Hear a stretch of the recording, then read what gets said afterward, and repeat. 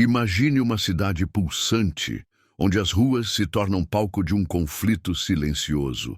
Teherã, no final dos anos 1970, era mais do que uma capital. Era o centro de uma revolução iminente, onde as mudanças políticas não se resumiam apenas a discursos, mas atingiam as vidas das pessoas de forma visceral. As mulheres, que até então desfrutavam de uma liberdade relativa no regime de Mohammad Reza Pahlavi, um monarca ocidentalizado, estavam prestes a ser confrontadas com uma virada de 180 graus que mudaria suas vidas para sempre. O som das multidões ecoava pelos mercados, pelos cafés e até pelas escolas, onde as discussões sobre o futuro do Irã estavam em seu auge. Mas, ao mesmo tempo, uma sensação de medo se espalhava, como uma nuvem prestes a explodir. A Revolução Islâmica de 1979 não foi apenas uma mudança de governo.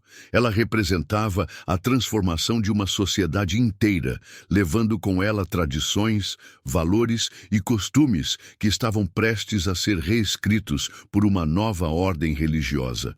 No coração dessa mudança estavam as mulheres. Elas não eram apenas espectadoras da revolução, estavam no epicentro do que estava por vir. Não mais livres para escolher seus caminhos, sem intervenção. Elas se viam em um campo de batalha, onde a liberdade de escolha, até mesmo no que vestiam, seria contestada. Elas estavam prestes a ser protagonistas de uma história que, mesmo naquele momento, parecia não ter fim. Uma história de resistência, coragem e talvez uma nova identidade para o Irã. Mas o que seria dessa luta? Onde começava a verdadeira batalha das mulheres iranianas? Qual era o papel delas no futuro daquele país? Bem, essa jornada começava com algo que parecia simples, mas tinha implicações imensas. O uso do véu, o véu. Um simples pedaço de tecido, mas que nas mãos de uma sociedade em transformação se tornaria um dos maiores símbolos de resistência e opressão. Para muitas mulheres iranianas, o véu não era apenas um acessório religioso ou cultural. Ele representava a imposição de um novo regime, a marca de uma sociedade que começava a girar em torno de normas que não escolhiam a liberdade como prioridade. Quando a Revolução Islâmica varreu o país, o governo do Ayatollah Khomeini não só queria reorganizar a política, ele queria redefinir a própria identidade do Irã. Para as mulheres, isso significava que seus direitos, suas liberdades e até mesmo suas vestimentas passavam a ser regulamentadas de cima para baixo. O uso do véu, em particular, tornou-se um campo de batalha onde cada mulher, cada jovem, tinha de escolher se curvaria à pressão social e política ou se resistiria. Para muitas, o véu se transformou em uma identidade forçada, um símbolo de submissão à autoridade religiosa que marcava sua existência. Mas para outras, ele representava algo mais profundo. Uma forma de rejeitar a opressão, de resistir à violência simbólica que a nova ordem estava tentando impor sobre suas vidas. O véu era, ao mesmo tempo, uma prisão e uma bandeira de revolta.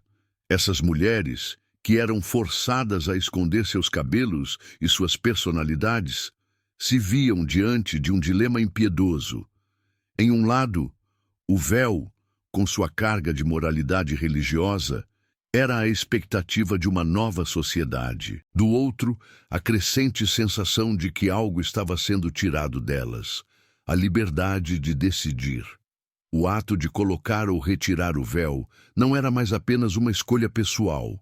Tornava-se um grito político, uma forma de resistência silenciosa que se espalhava pelas ruas de Teherã.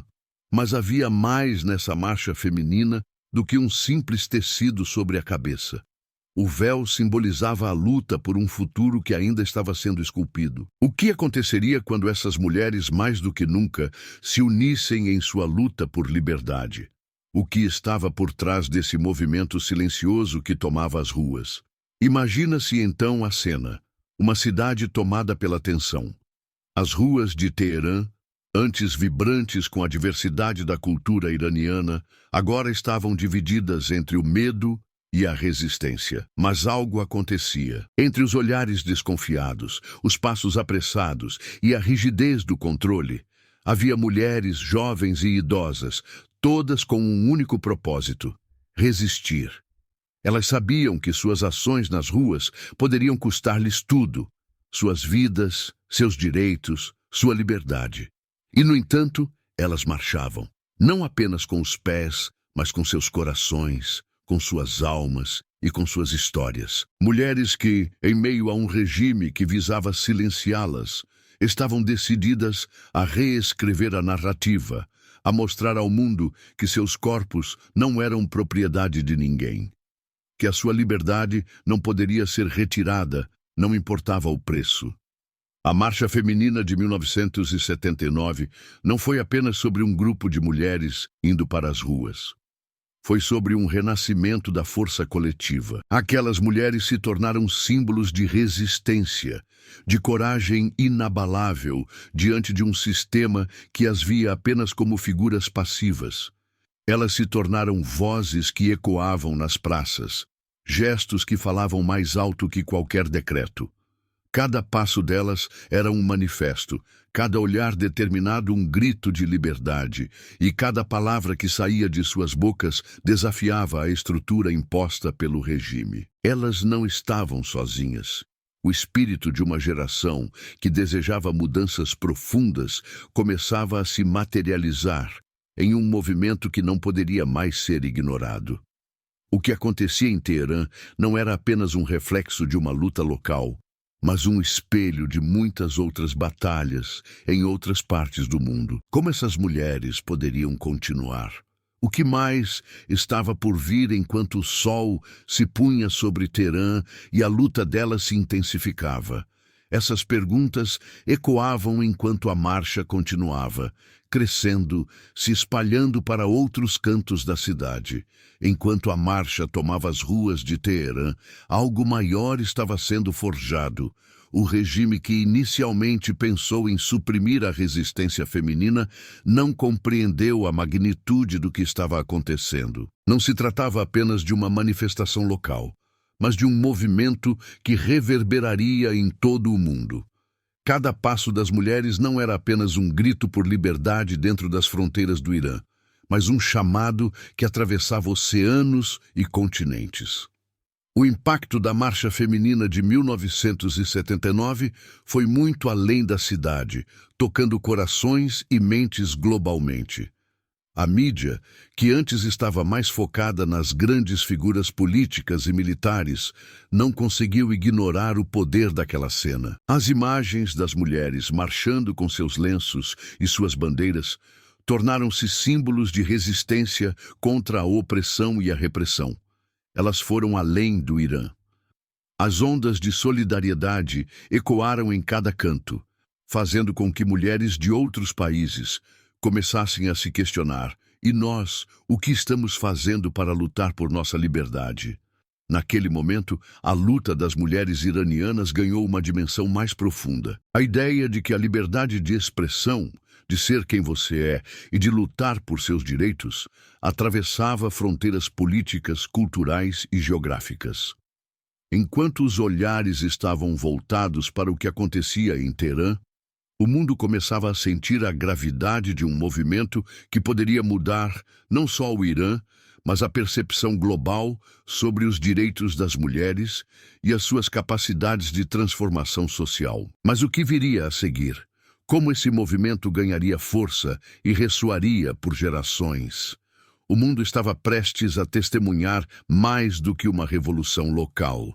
Algo mais profundo que poderia transformar a própria natureza da luta pelos direitos das mulheres começava a tomar forma diante de todos.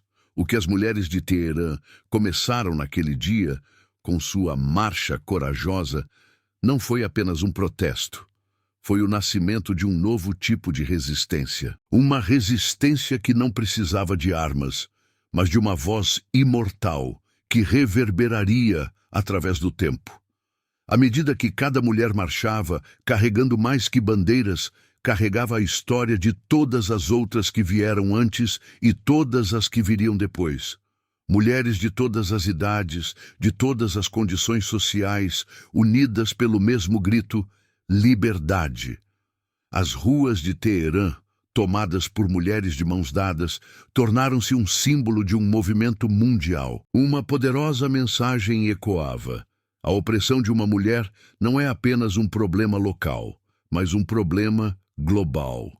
Mulheres de todos os continentes começaram a perceber que a batalha pela liberdade e pela igualdade era uma luta que não deveria ser silenciada, uma luta que ultrapassava as fronteiras geográficas e culturais.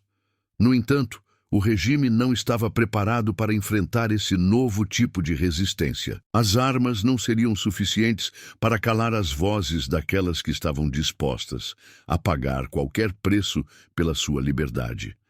A pressão das mulheres iranianas só aumentava e a força de sua união tornava-se imbatível. Mas o caminho ainda estava longe de ser fácil. O mundo começava a assistir ao florescimento de um movimento sem precedentes. Mas o que aconteceria quando essas mulheres voltassem para suas casas? Quais seriam os próximos passos para essa revolução silenciosa que estava ganhando cada vez mais força? A história de Teherã estava apenas começando a ser escrita, e a próxima página prometia ser ainda mais ousada. Enquanto as mulheres de Teherã marchavam, as palavras de coragem e revolta não eram apenas ditas, eram vividas. Cada passo delas na rua era uma semente plantada, uma promessa de que a luta pela liberdade e pela dignidade não ficaria no passado. Não seria abafada pelo medo ou pelo silêncio. Os olhos do mundo estavam, de repente, fixados naquelas mulheres, cujas ações enviavam ondas de choque que reverberavam por países, continentes e gerações.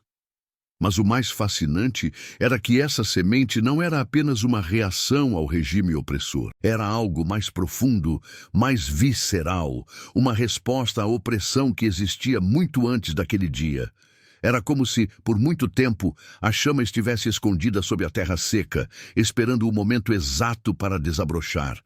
E aquele momento, em Teherã, estava acontecendo. Enquanto isso, no íntimo de cada mulher, uma pergunta se formava: até onde posso ir por minha liberdade? Até onde posso ir pela minha voz? Não mais dispostas a recuar, as mulheres se tornavam forças imbatíveis, pois a luta que estavam travando era, na verdade, uma revolução silenciosa que se expandiria para além dos limites de uma cidade, de um país.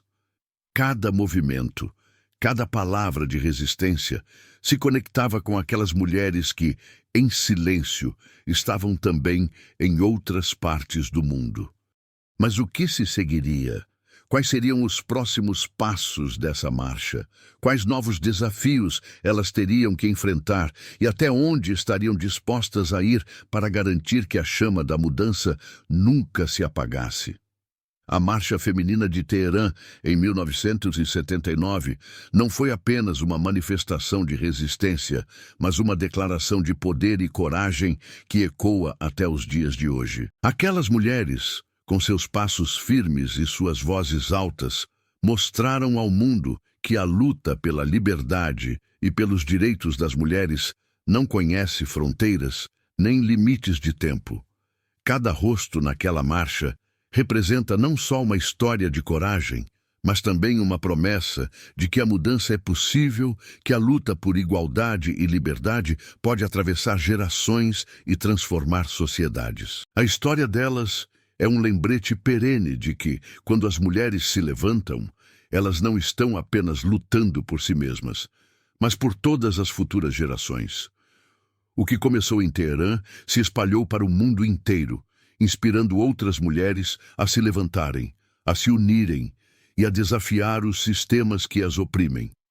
A Marcha de Teherã não é um evento isolado no passado, mas uma chama contínua de resistência, uma energia que ainda ilumina o caminho da liberdade, igualdade e justiça. A verdadeira força daquelas mulheres não está apenas no que fizeram em 1979, mas no legado que continuam a deixar até hoje.